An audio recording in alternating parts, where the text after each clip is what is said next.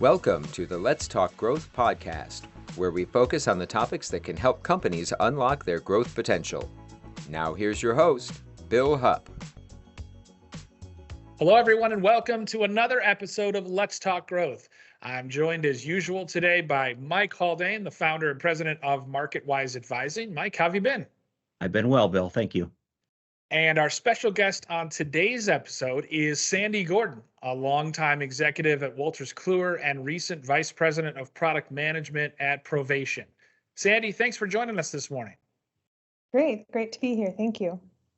First of all, can you just give our listeners a little bit of background on your career? Sure. Yeah. So for the past 12 or so years, I've been in progressive leadership roles in product management.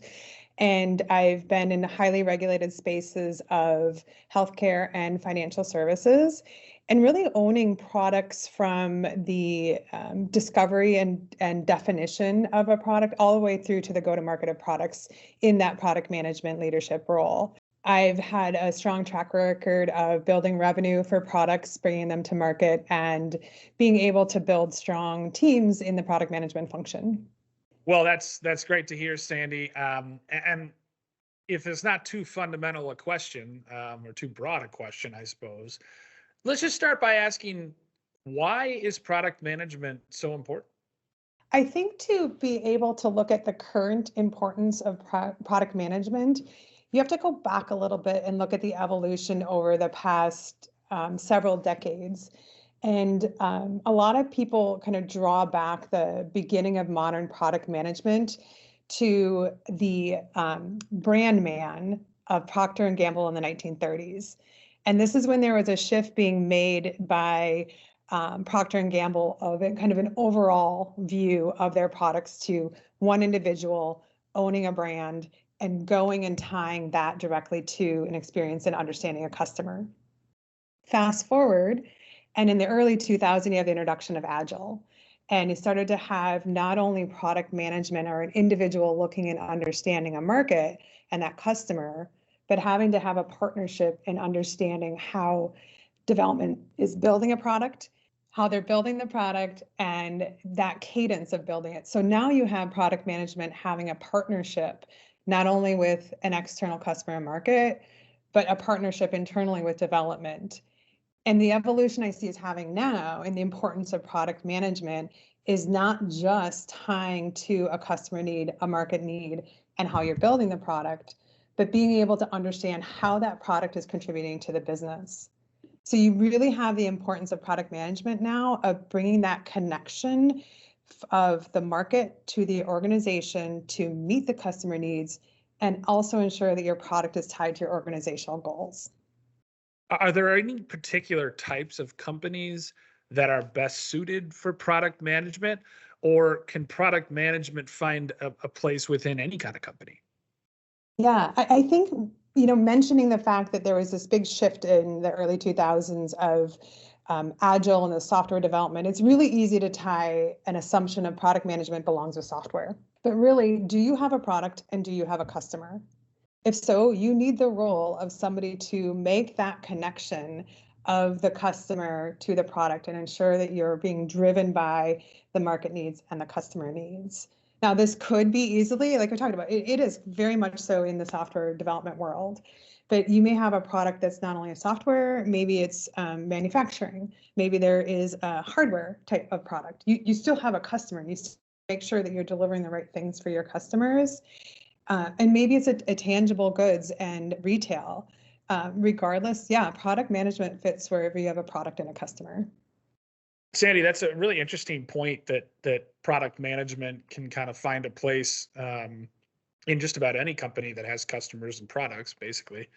But what are the most sort of common misconceptions that you've confronted about product management, particularly in the last 5 to 10 years? Yeah, I think one of them is that product management responsibility lies in delivering a feature, and that you are just going to go make sure that the right thing is coming out of, maybe it's, development software or coming off of in that manufacturing aspect. And the miss, and I think the evolution we talked a little bit about, is that, product management still needs to have a responsibility to the business side. You need to understand if that product is contributing to the business versus the miss of, did the product manager simply give you the right feature? You talked a little bit about Agile, and I think many of our listeners are going to be pretty familiar with that. But can you talk a little bit about the Pragmatic framework and how that fits in with product management? Yeah, one of the things I like about Pragmatic is that it actually spans multiple functions. It's not just a tool for a product manager. It is having details for product management, product marketing, the go-to-market side, sales enablement, that it is a framework that's common and can build a common language across your organization. And I also think part of that core tenet of Pragmatic is that you're going to be market driven. So again, this ties into kind of like the pieces I'm calling out about product management being very important to understand your customer and market. And Pragmatic marketing framework helps drive that. But one of the parts too that I think is really important in Pragmatic marketing I mentioned is that common language. I've seen organizations send engineers, product managers, sales members to the Pragmatic training, and that gives you the common language and common way of executing within your organization. And especially as a product manager, your job is to make sure that you're communicating your product strategy, being transparent about your progress, your product strategy, and just being able to share those updates with a common language, I think is one of the great parts of Pragmatic marketing. Sandi, I love the fact that you're thinking about Pragmatic, and I really appreciate the fact that it is all about being market driven. You also, however, mentioned that it's important to consider the needs of the organization, and I'd like to put a fine point on that because I think both are critically important. Can you talk just a little bit more about what you meant when you said the needs of the organization? Yeah, I think it's really important to understand within product management that your product is part of what's contributing to the goals of the organization. You need to have an understanding of your product strategy that's going to tie to the strategy and goals of your business.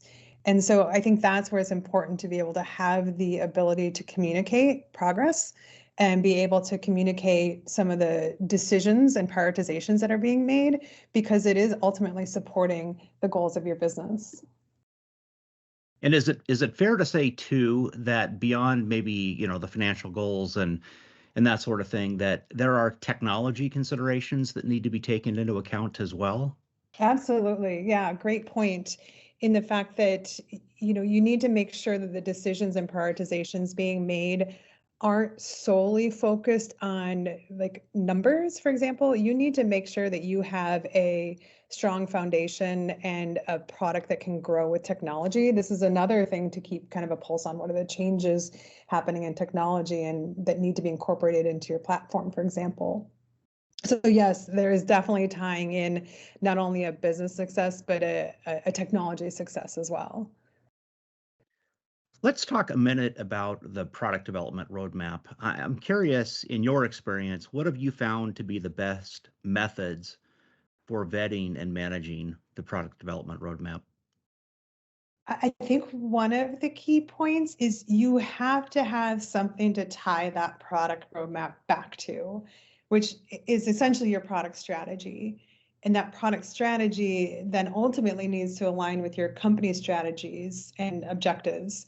And this is what's giving that scope and purpose, because there are a lot of decisions and prioritization that has to happen in a product roadmap.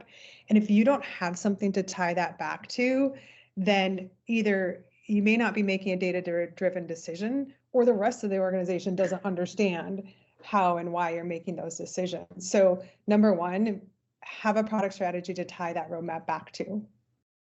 Yeah, that's a really great point. It makes me Yeah. think about who should be in the room when those decisions are being made related to the roadmap. And, in my recent experience, especially, I've been pretty inclusive and have tried to include, if not all, at least most of the functional areas, certainly the functional areas that will be directly impacted by what gets developed and in what order. But what has your experience there been? Yeah, I think that's a great point. I mean, I've had good and bad experience And, I've been taking an effort to improve that experience in organizations and being able to have that input. Now, while the onus lies on the product management to manage and own a roadmap, you're right, absolutely, it's cross-functional input.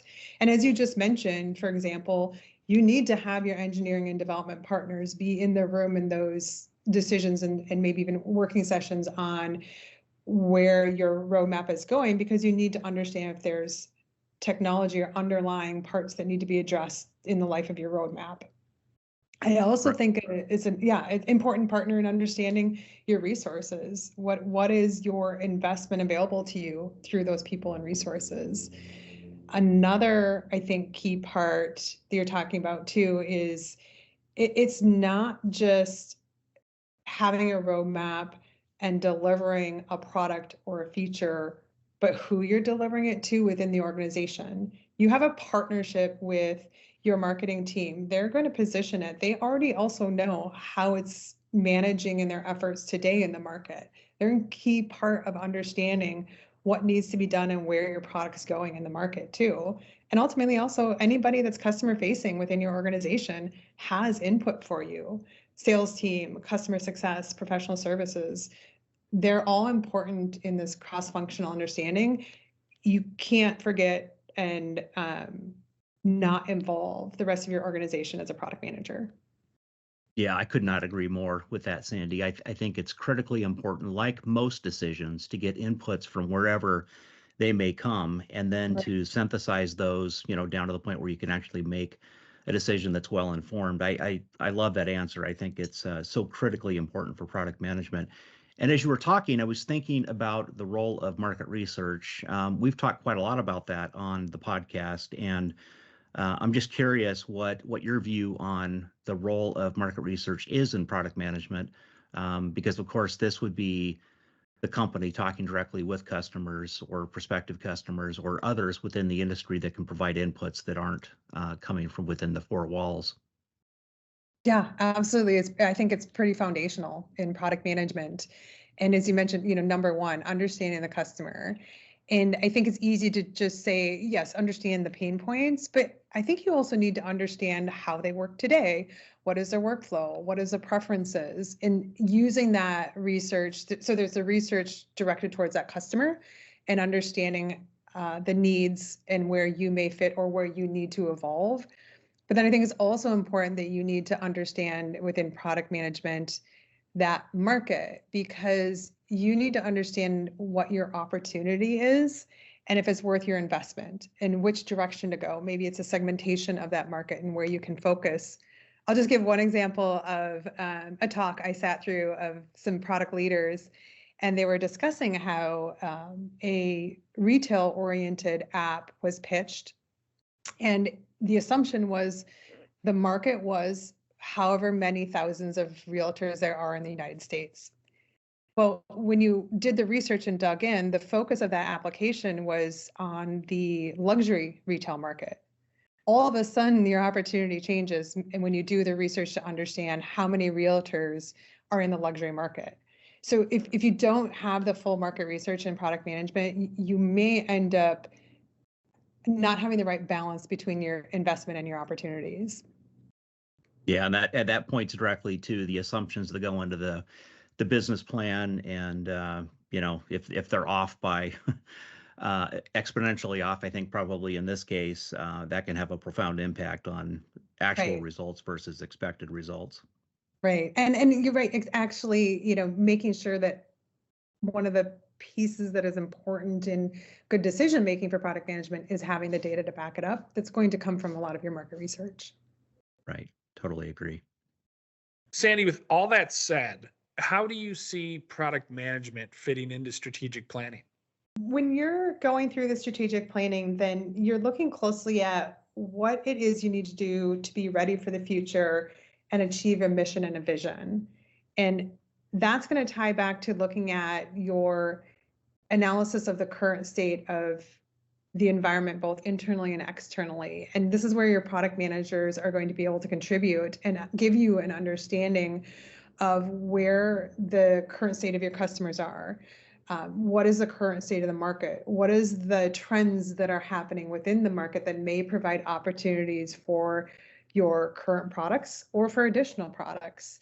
And so I think your product managers have a really strong input into what you can achieve over the next 3 to 5 years. And there's also the ability for the product manager to give that assessment to the ability to bring a new product into the market you're currently in, or perhaps take that existing product to new markets, both important inputs to your strategic plan. Sandi, can you talk through the differences between product management and product ownership? When we were talking earlier about the introduction of Agile and, the focus that product management has within software, and I will tell you, my background is clearly software, but this is where there started to be a lot more of a partnership when Agile came into play in the early 2000s, of that partnership for product management to product development. And this is where product ownership started to have a role and have a position within the whole process. And the way I'd say to look at it is product management has that responsibility to understanding the market, all the market research we talked about, the customer, and really knowing how to marry the needs of the customer to the needs of the business. Product ownership, on the other side, is having a role that is more about fulfilling the execution in partnership with that development scrum team. So the responsibility of that product owner of taking and translating what that strategy is, what that understanding from the product manager is of the market, and being able to translate that to requirements to development, and really sitting in that partnership aspect on more of the technology and development side. I think one way that I would describe it, kind of a little maybe simply, is saying that the product manager is looking to be able to find how to bring success to the business goals through a product strategy, whereas the product owner is bringing the product closer to those product goals and the product strategy. Sandi, since we're talking about Agile and you mentioned Scrum and a little bit, well, I guess we haven't talked specifically about a sprint, but can you maybe just take a few seconds or a minute to talk about what we mean by Scrum, what we mean by sprint, and how that fits into the Agile framework? Yeah, for sure. So one of the big shifts that came from Agile methodology is the fact that you are giving deliverables in a sprint, generally a 2-week sprint, maybe it's 3 weeks. Some organizations may find the cadences to be a month, but you really focus on saying, what are my deliverables and goals for this specific development timeframe, versus saying, I'm going to give you all the requirements now, build me a product and deliver it in 6 months, a year. Point to that was to be able to give iterative deliverables and be able to adjust based on feedback and not build everything only to find out it was wrong or needed to be changed. And so that sprint being however your length of development time is. And then also, like I said, sitting on that Agile team is you have a group of individuals that have different responsibilities, be it developer, QA, the product owner, perhaps a scrum master, but these people that have their responsibility to jointly deliver what it is that your goals were for that time period. Thank you for that. I know that a lot of our listeners are going to be pretty familiar with Agile. And just to draw the comparison, and you mentioned the difference between, that kind of an approach, an Agile approach where you're managing things in 2 or 3 week sprints typically, versus a waterfall development process where you've got a set of defined requirements and you go for months potentially before you get much feedback on what's been developed. So love the explanation. Thank you for clarifying that. Just wanted to be sure that people were familiar with the terms. Yeah. So as you think then about metrics for product managers, what are some of the key metrics that you think people should take into consideration? There are a lot of metrics that can be considered. And I think one of the important parts for product managers to understand what metrics work for you and what are going to help you have the data for the right decisions. And this is going to vary by perhaps the type of business. Are you B2B, B2C? But I do think that there is one common metric every product manager should consider for their products. And it starts by asking, why does your product exist? What is it that you were solving? What is it that you were helping? What hurdle were you helping overcome? And you need to be able to go back and say, did the occurrence of that driver change and has experience for your users in that instance of why your product came to be changed? So first of all, make sure that you're solving the problem that you were set out to do and how you measure that. I think otherwise, though, I would put two buckets, I think, that are important to look at for metrics within product management. And one being tied to your users, user behavior, the usage of the product, but starting with how long does it take them to have value, your time to value, and understanding the ease of use of your product through a time to value metric.